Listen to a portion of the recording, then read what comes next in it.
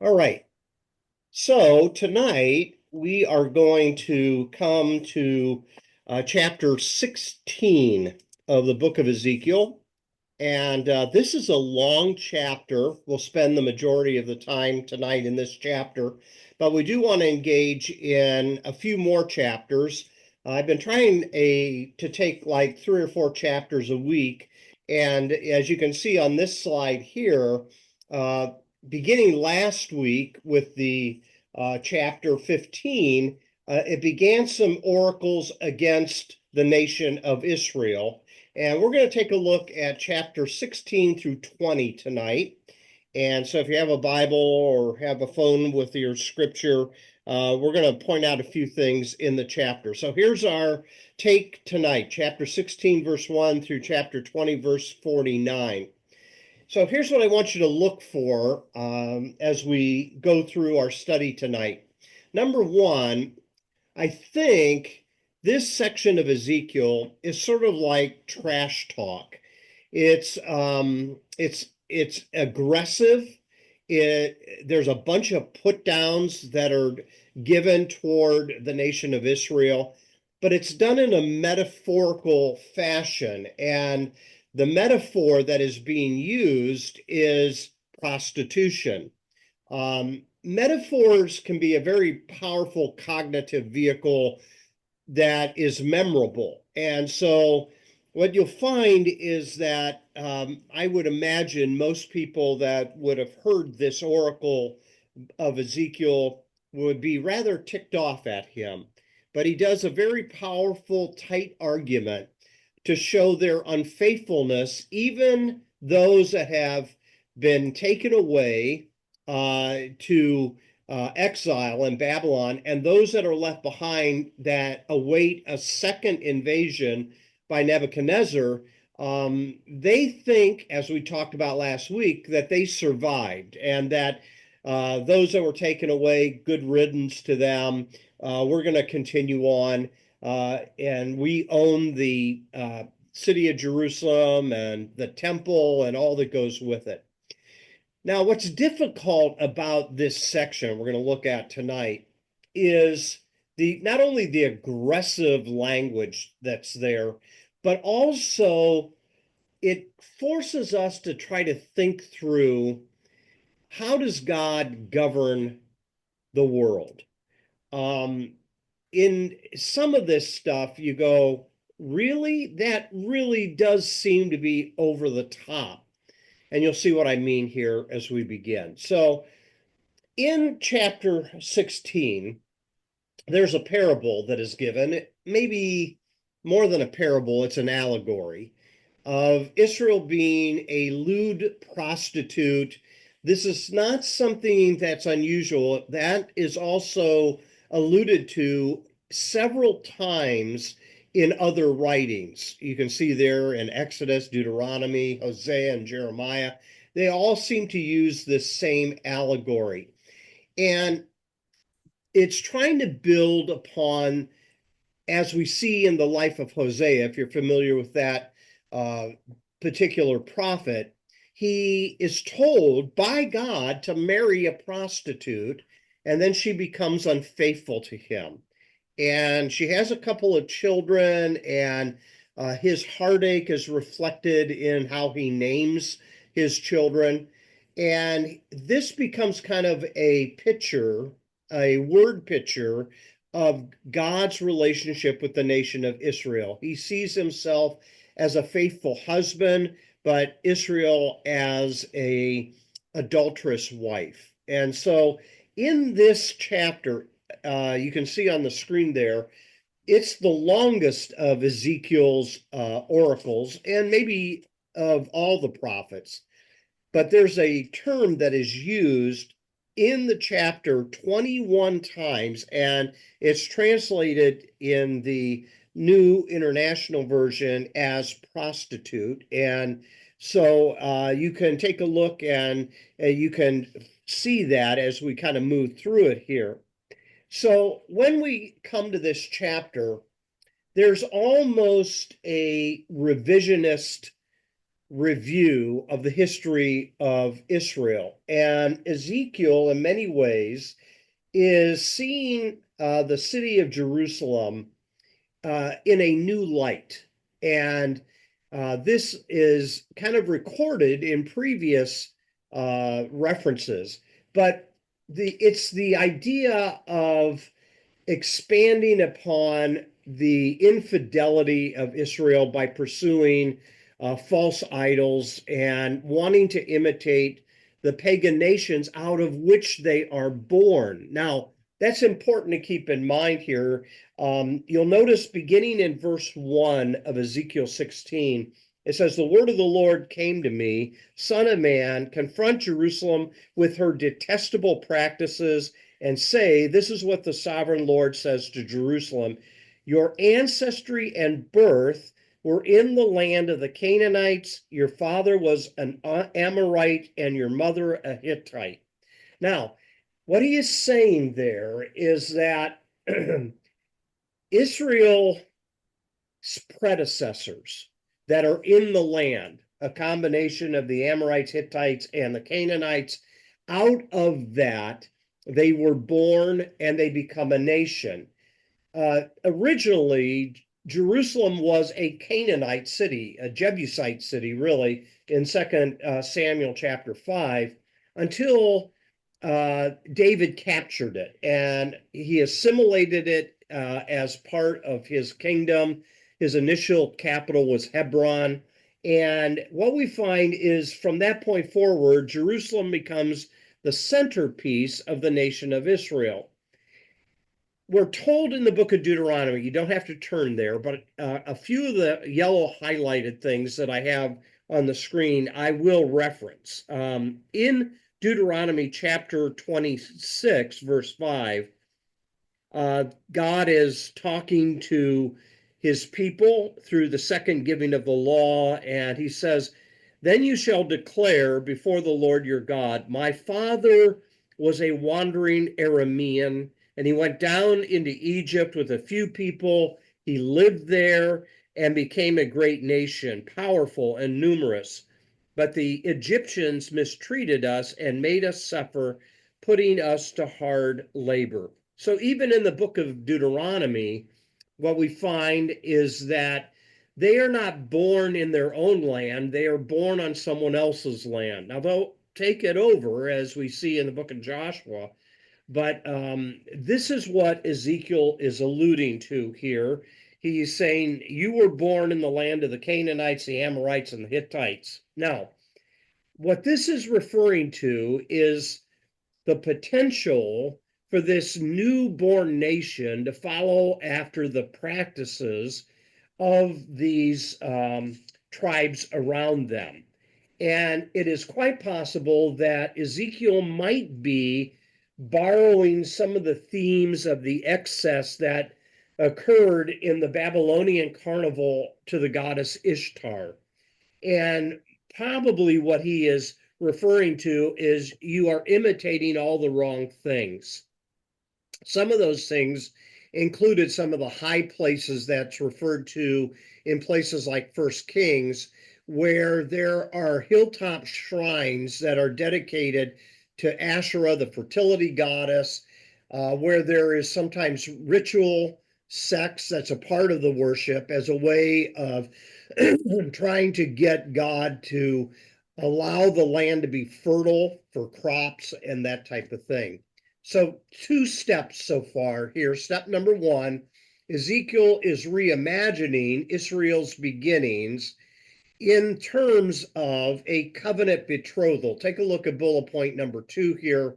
Israel is envisioned as an unwanted and abandoned infant. Now, when you go on down to verse 4, it says, "On the day you were born, your cord was not cut, nor were you washed with water to make you clean, nor were you rubbed with salt or wrapped in cloths. No one looked on you with pity or had compassion enough to do any of these things for you." So, what it's talking about here is it's almost as if God picks the nation of Israel up from the doorstep. It's kind of like an abandoned child on the doorstep, and he takes this child in. He is an individual that then takes care of her and finally makes a betrothal, uh, uh, uh, a committal to her, and that comes down in verse 7. I made you grow like a plant of the field. You grew up and developed and became the most beautiful of jewels. Your breasts were formed.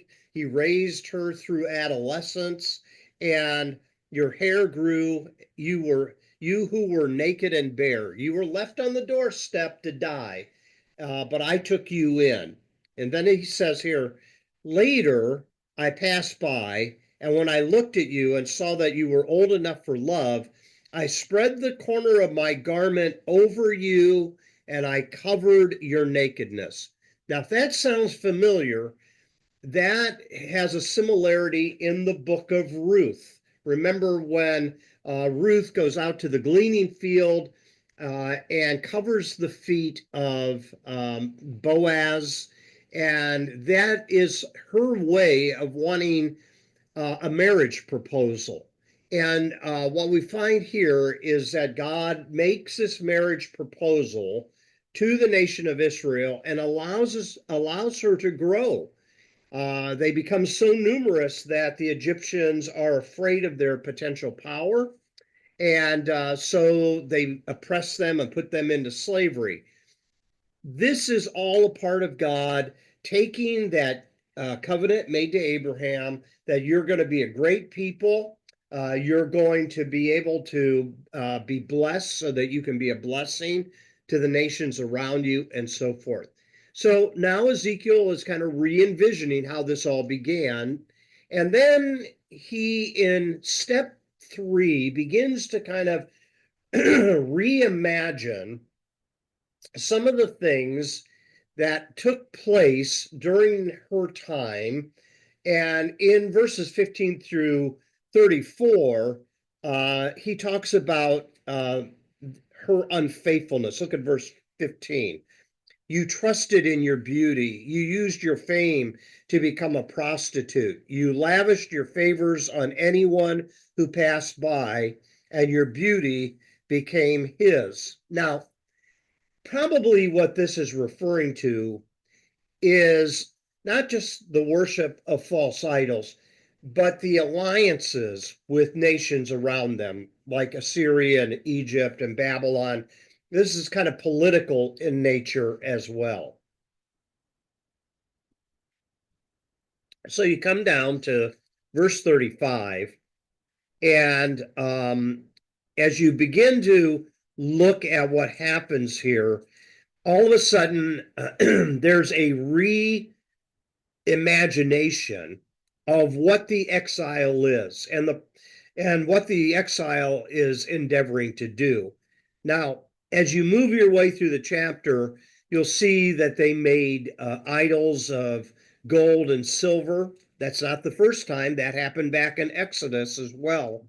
You began to sacrifice, and whether this is to be taken literally or to be in the shadows of the literal sacrifice of children that the Canaanites did, it's referenced in verse 20. You took your sons and daughters whom you bore to me and sacrificed them as food to the idols. That could be metaphorical. That might not be literal. It might be you did not teach your children about me. You allowed them to follow after other gods.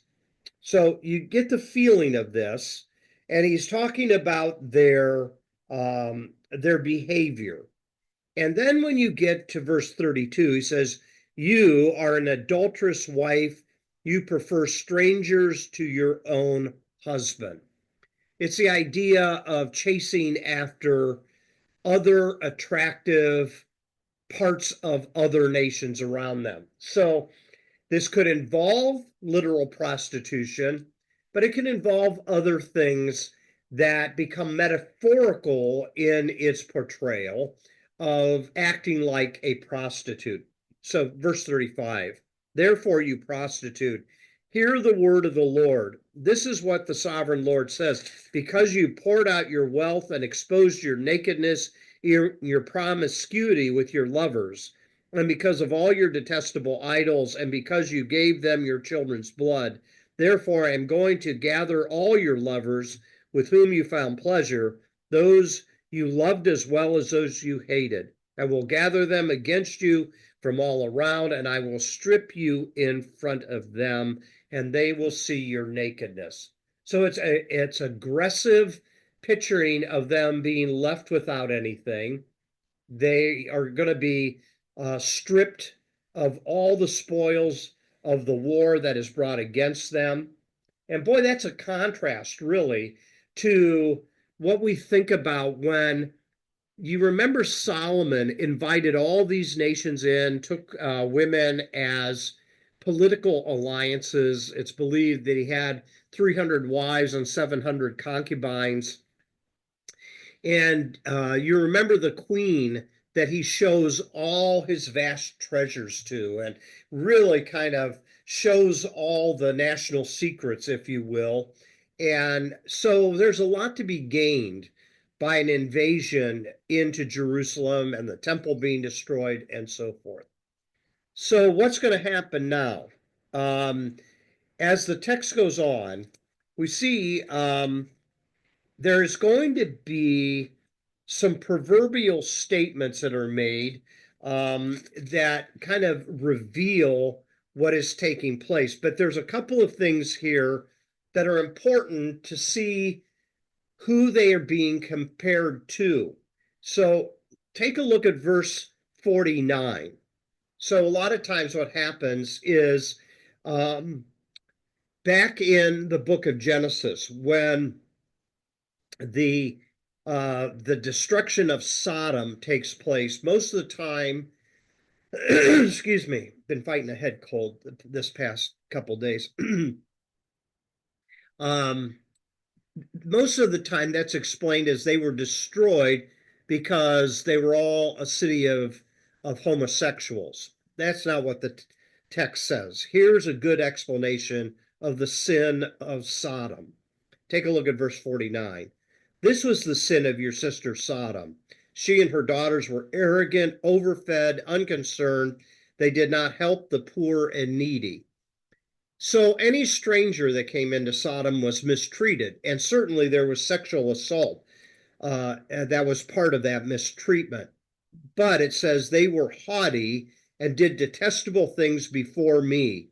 Therefore I did away with them, as you have seen. Samaria did not commit half the sins you did. You have done more detestable things than they have done, and have made your sisters seem righteous by all these things you have done. Boy, talk about an indictment. You're worse than Sodom. Wow.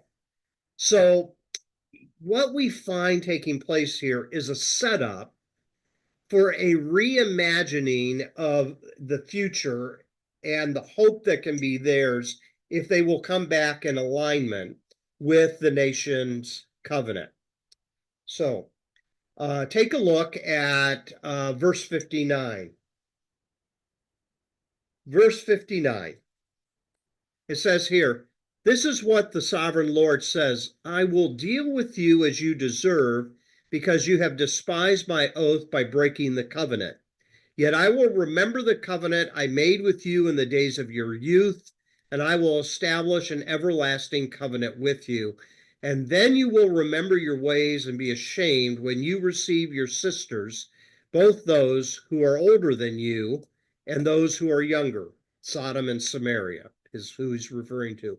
I will give them to you as daughters, but not on the basis of my covenant with you. So I will establish my covenant with you, and you will know that I am the Lord. Uh, Hope is not abandoned. They have time to recommit to the covenant that God made with them. So, what you see here in the subpoints basically is a glimpse of hope because it's an eternal covenant, and the nation includes the territory of Samaria and Sodom that are kind of like daughters of this covenant as well. And What's going to happen, though, is in a couple chapters, um, the nation of Israel in exile is going to basically say that it's all our parents' fault. They're not going to take personal responsibility. Okay. So, four steps. Number one, he reimagines Israel's beginning. They come out of a foreign a group of nations. Secondly, he reimagines their rise to power in the sense that Israel forgot that the land, the promised land, was a generous gift that was given to them.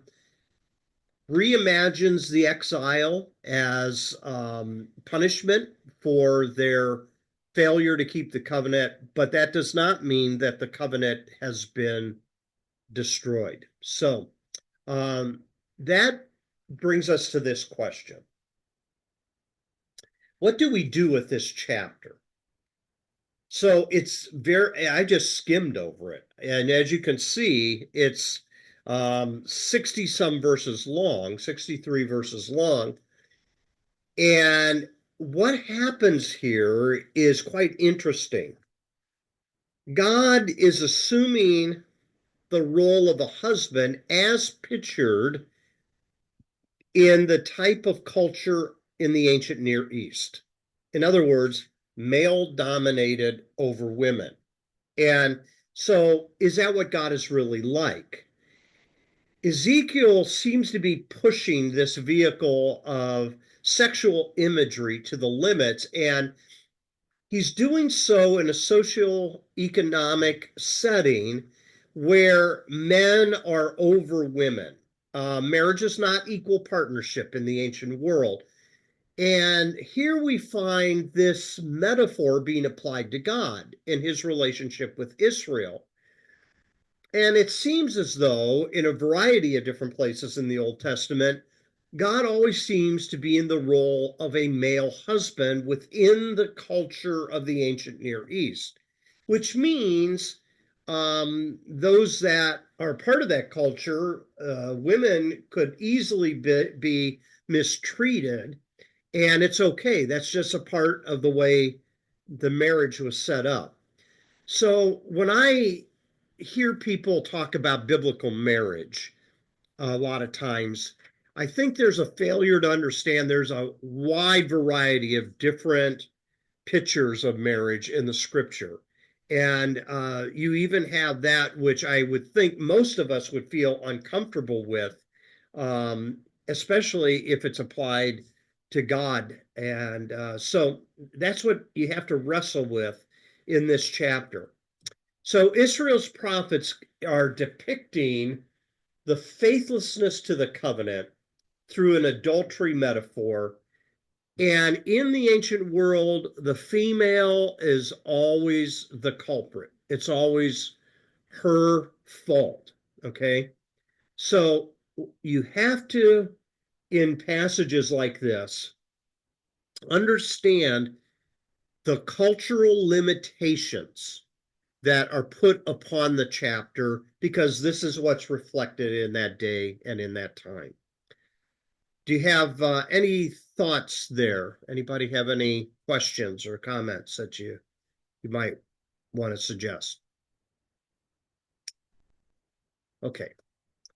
Now that brings us to chapter 17. Now, chapter 17 is not nearly as long, but it's very powerful, and it uses a parable of the eagle and the vine. So in the 24 verses of chapter 17, the imagery is, excuse me, of a vine that's taken up by an eagle. Now, the thing to keep in mind here is in the ancient Near East, eagles are well established symbols of military strength. It seems that's true even in our day and age. Eagles are an unclean bird, but they're powerful. And um, by unclean, what I mean is they don't meet the criteria for food in the holiness code and dietary laws of Israel. They're a predator.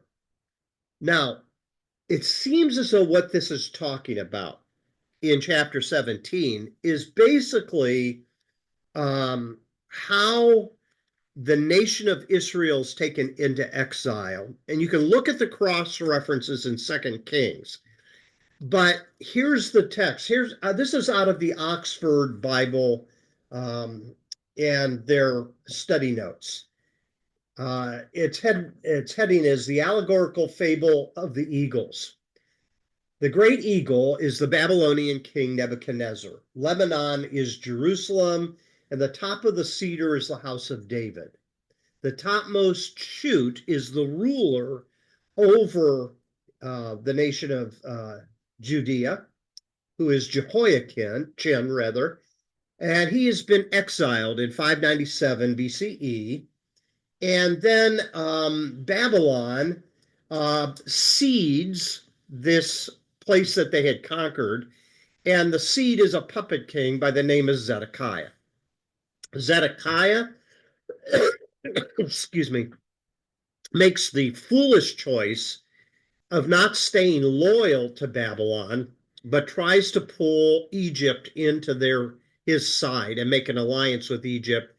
That's when Nebuchadnezzar reinvades the nation of Jerusalem, destroys the city, and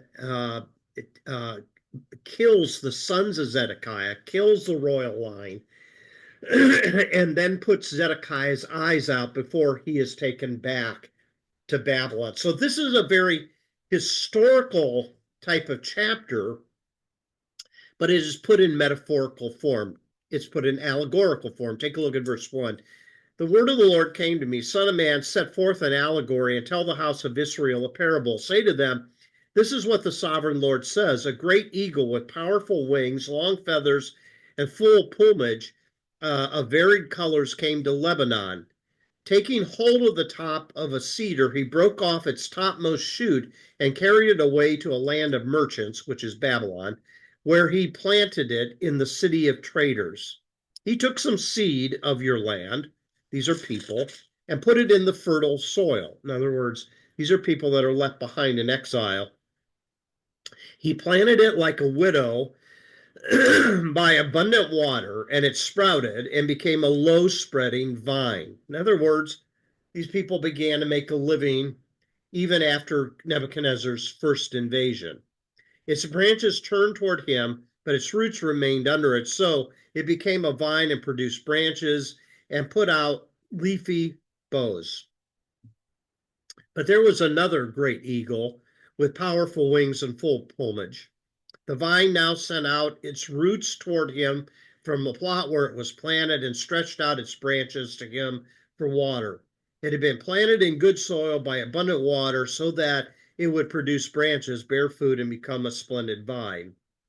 Okay, so it's a political problem that's taking place. This switching of alliances, so forth, is at the heart of this chapter. And the rebellion of Zedekiah by turning toward Egypt is summarized in verse 11. Then the word of the Lord came to me, say to this rebellious house, do you not know what these things mean? Say to them, the king of Babylon went to Jerusalem and carried off her king and her nobles, bringing them back with him to Babylon. So this is the historical backdrop of all these cross references you can see on this slide here. Second Kings and Jeremiah, and you got to piece it together. But this is a pretty good way of trying to summarize what this chapter is trying to say. So basically, an allegory, and here's the way it ends up. Come down to verse 22. This is what the sovereign Lord says. I myself will take a shoot from the very top of a cedar and plant it, and I will break off a tender sprig from its topmost shoots and plant it on a high and lofty mountain. On the heights of Israel, I will plant it, and on the top of the heights of Israel, I will plant it, and it will produce branches and bear fruit and become a splendid cedar. Birds of every kind will nest in it. They will find shelter in the shade of its branches. And all the trees of the field will know that I am the Lord, bring down the tall tree and make the low tree grow tall. So again, it kind of carries forward this covenant commitment of God that he's not done with his people. I, the Lord, have spoken, he says. All right.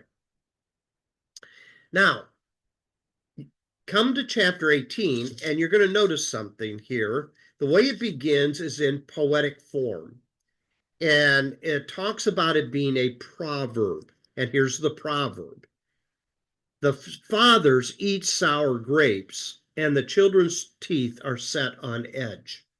Now, that proverb is basically trying to blame shift the exile onto the previous generation.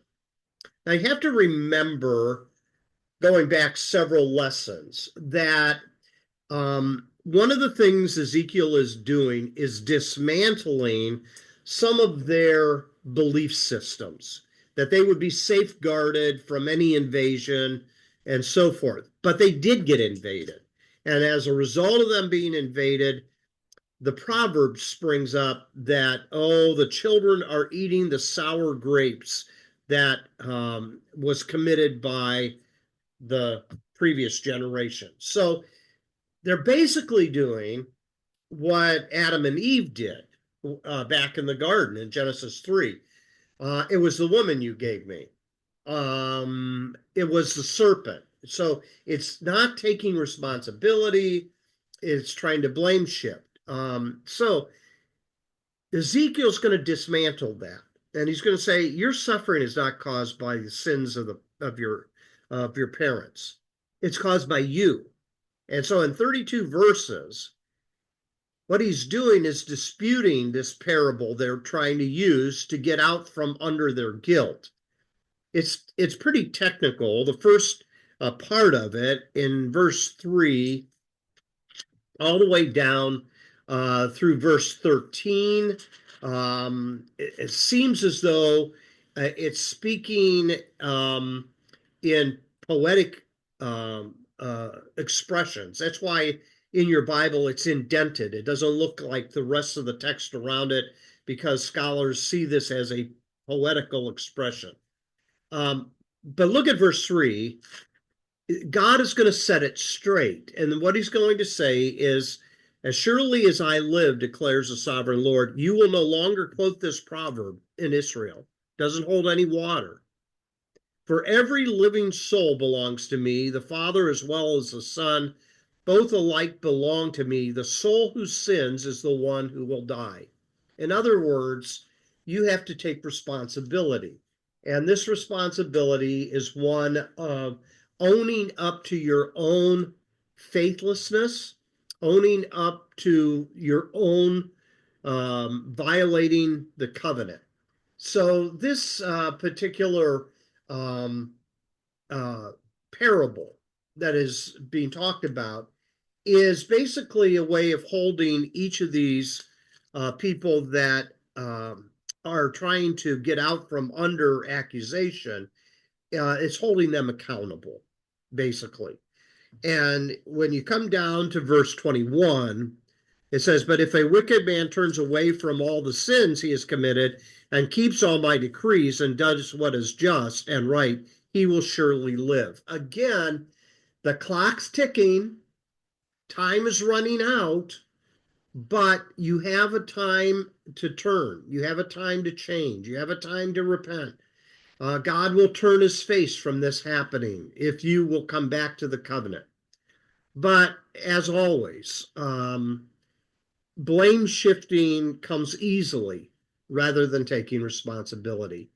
And so this blame shifting mentality is blinding the exiles that Ezekiel is ministering to, as well as those that are still back in Jerusalem, to why their circumstances look the way they do. So basically, God is giving his response through Ezekiel. Now, this is not unusual. This has been said before. You can turn to Deuteronomy and you can see very similar stuff here. But what is fascinating here is that Ezekiel takes this idea and he applies it in kind of a courtroom setting, kind of like a lawyer. And so he says in verse 30, And you'll notice the term that is used. Therefore, O house of Israel, I will judge you, each one according to his ways, declares the sovereign Lord. Repent, turn away from all your offenses, then sin will not be your downfall. Rid yourselves of all these offenses you have committed, and get a new heart and a new spirit. Why will you die, O house of Israel? For I take no pleasure in the death of anyone, declares the sovereign Lord. Repent and live. Come on, wake up before it's too late. Stop the blame shifting. To accept your responsibility for all of this. And so Ezekiel is giving kind of a case study for 3 generations, basically.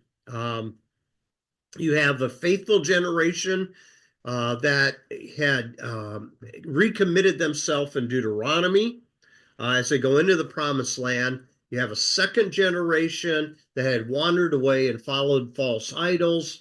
And now, what about this third generation? What are they going to do? Are they going to come back to the covenant? Are they going to continue in the way of the nations around them? So, the exile's response is found in verse 19 of chapter 18. So it says here, yet you ask, why does the son not share the guilt of his father? Since the son has done what is just and right and has been careful to keep all my decrees, he will surely live. The soul who sins is the one who will die. The son will not share the guilt of the father, nor will the father share the guilt of the son. So each is held to their own accountability.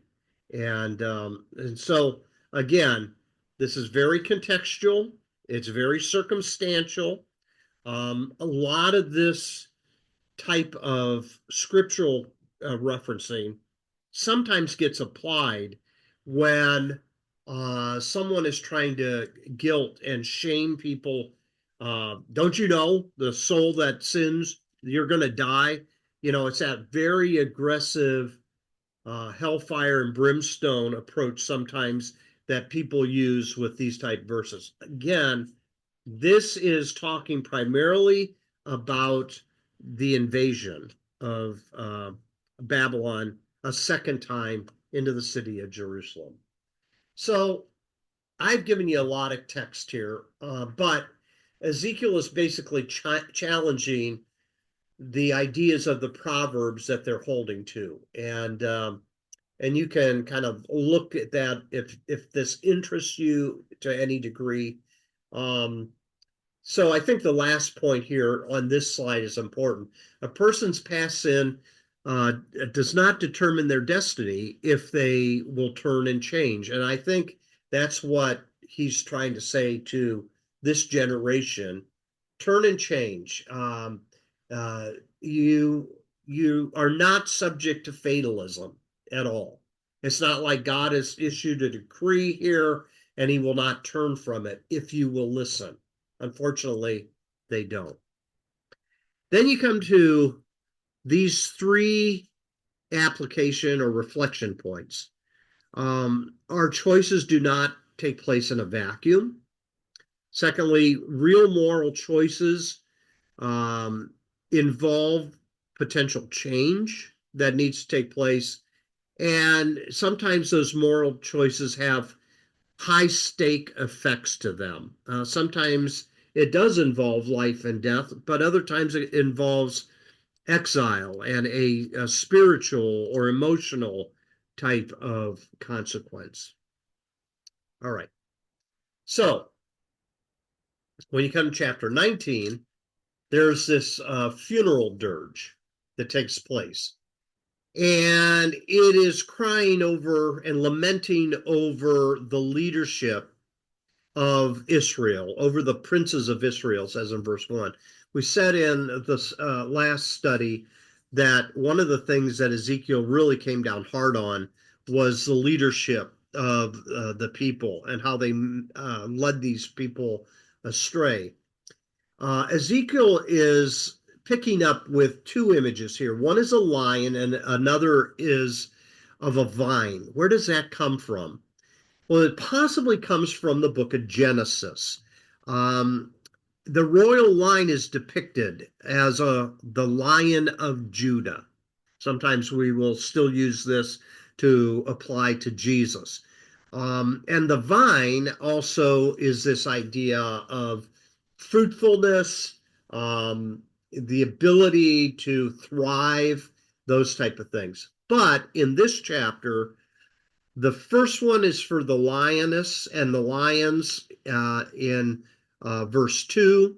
And then the second one is of the vine down in verse 10. So it says, verse 2, what a lioness was your mother among the lions. She lay down among the young lions and reared her cubs. She brought up one of her cubs and he became a strong lion. So he's again giving a little bit of revisionist history of how strong the nation was at one time. She saw her hope fulfilled, it says in verse 5. She learned to tear the prey and devour them, and they were able to resist and hold off those that were trying to conquer them.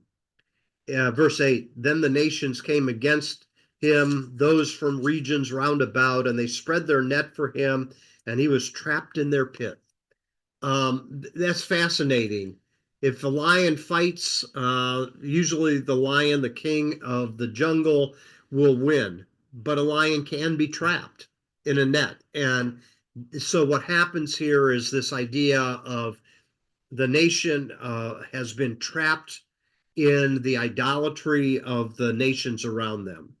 Verse 10, your mother was like a vine. Now the imagery changes here.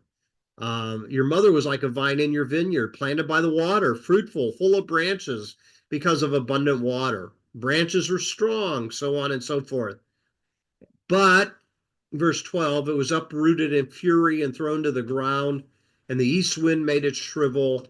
So here's the idea. A lion can be caught and a vine can die. All right. That's kind of the point of the chapter. And so, again, the leaders, the lament over the princes of Israel, verse 1, could include the references to Jehoaz and Zedekiah and Jehoiakim, maybe even Jehoiachin, which is the successive lineage of the kings, as you can see on the slide there. So again, Ezekiel's kind of reviewing the history, and he is kind of remixing the perspective for the people to see where their downfall took place. Okay, and it really becomes really apparent in chapter 20. So in chapter 20, now just like back in chapter 16, it gets real poignant. He talks about the rebellious nature of the nation. So he's you've been an unfaithful wife, you've been a prostitute. Oh, let's use some parables, let's use some proverbs, let's use some allegories. Now let's come back to the history. And so it says, and there's a historical notation here. In the 7th year, in the 5th month, on the 10th day, that's pretty specific, some of the elders of Israel came to inquire of the Lord, and they sat down in front of me. This happened before in a previous chapter, if you remember. The elders are inquiring of Ezekiel, and then Ezekiel gives this oracle, and he says, the word of the Lord came to me, son of man, speak to the elders of Israel, and say to them, this is what the sovereign Lord says. Have you come to inquire of me? As surely as I live, I will not let you inquire of me, declares the sovereign Lord. And so what he does is he begins to then talk about their rebellion not being a new thing. Okay, so in verse 5, he goes all the way back to the time of their residence in Egypt. So look in verse 5. he begins to build this case. He says, this is what the sovereign Lord says. On the day I chose Israel, I swore with uplifted hand to the descendants of the house of Jacob and revealed myself to them in Egypt. Okay.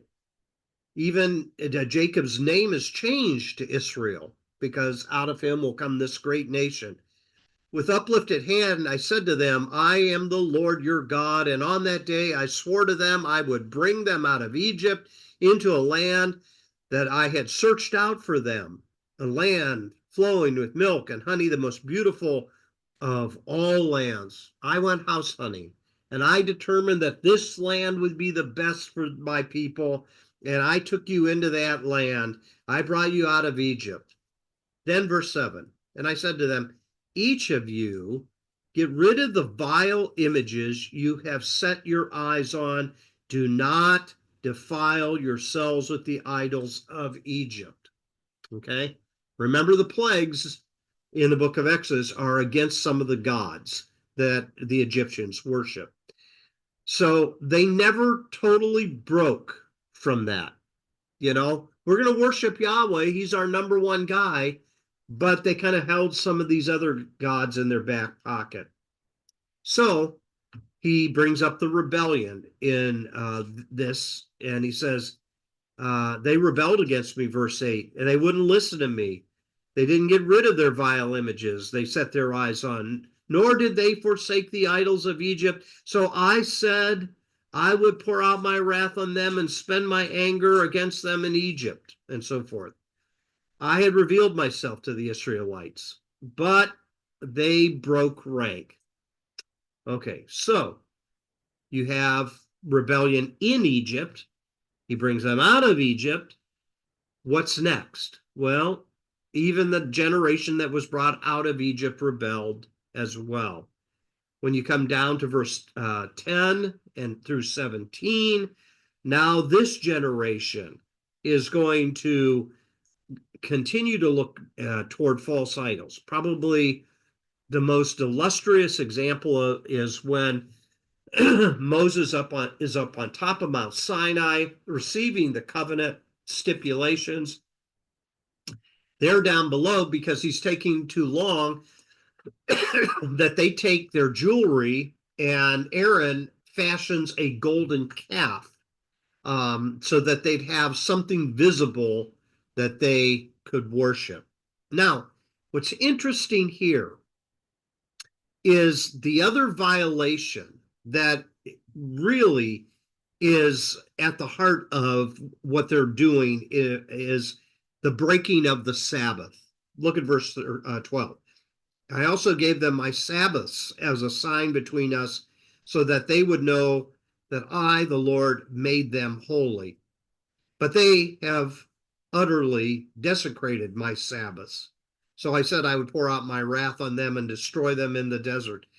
Now, when he's talking about Sabbath here, don't think of this as simply the Friday night to Saturday Sabbath. It's the bigger concept of the Sabbath not only being a day of rest, but also building up to the Jubilee year that allows the land to go back to its original owners and slaves be set free. This really is a justice issue. It's not just a weekly rest issue. And so what you have taking place here is people ignoring the Sabbath principle that God wants the people to rest weekly.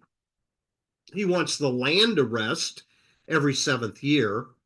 He wants justice to come back to a level playing field every 50th year. Okay. So this is the big idea here. It's not just, they went out to play baseball on the Sabbath, and so God is mad at them.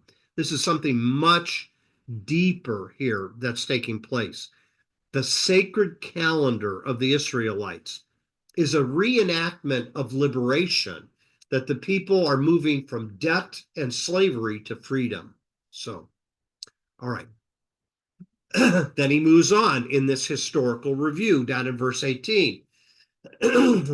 You have the generation in the wilderness that rebel. They end up dying in the wilderness. Then he moves into the land up until the time of the exile. So when you look at this extremely long chapter as well, it's showing their violations and yet the promise of restoration that comes about. That's the way it ends in verses 32 through 49. No, God's not going to allow them to serve idols. And yet, he will bring them back and he will restore them. Take a look at verse 32.